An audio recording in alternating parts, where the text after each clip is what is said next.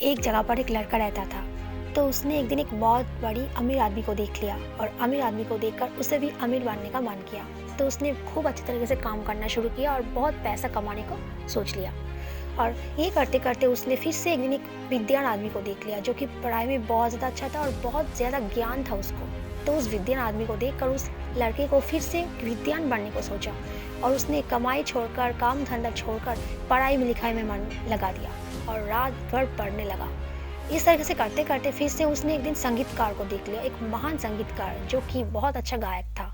तो उसने सोच लिया कि मुझे संगीतकार बनना है, बहुत बड़ा उसकी तरह। तो उसने फिर से पढ़ाई लिखाई को छोड़कर बंद करके सिर्फ गाना गाने में मन लगा दिया और रात भर सिर्फ गाना ही गाता रहा, अभ्यास करता रहा।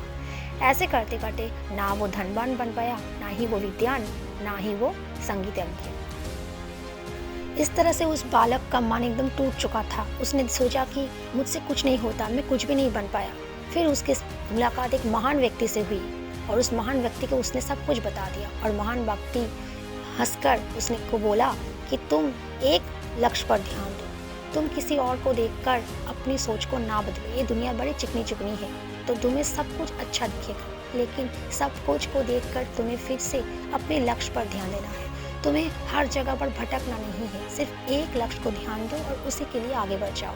तो उस आदमी के बात को उस बालक को समझ आ गया और वो वही करने लगा और एक दिन ऐसे करते करते एक लक्ष्य पर ध्यान देते हुए वो एक दिन बहुत अमीर आदमी, बहुत अच्छा आदमी बन गया, जिंदगी में सफल हो गया। तो दोस्तों, ये कहानी का यही मतलब है कि हमें हमेशा अपने लक्ष्य पर ध्यान देनी चाहिए, दूसरों को देख कर नहीं। हम क्या चाहते हैं हमारे अंदर हमें सोचना होगा।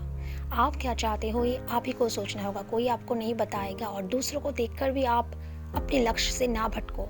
आपको लक्ष्य पर ध्यान देकर अपने रास्ते पर चलना होगा और उसी रास्ते में ही आपको कामयाबी मिलेगी। तो दोस्तों, आज की कहानी यही तक। कहानी अच्छा तो लाइक जरूर कर देना और ऐसे कहानी सुनने के लिए मेरे चैनल को सब्सक्राइब कर देना। तो फिर मिलते हैं अगली नई कहानी के साथ, तब तक के लिए लेते अलविदा।